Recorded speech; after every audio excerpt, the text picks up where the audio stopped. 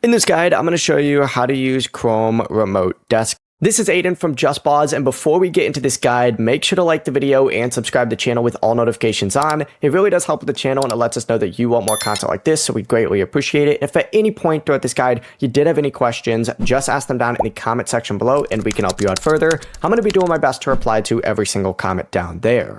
Now, on the computer you want to control, you need to go ahead and open up Chrome just like so, and go to the Chrome Remote Desktop website. You could just go ahead and search for it. Select it, it'll look something like this for you, and under this section you need to go ahead and select Access My Computer. Now, of course, this is going to download it, and you could add the Chrome Remote Desktop extension as well.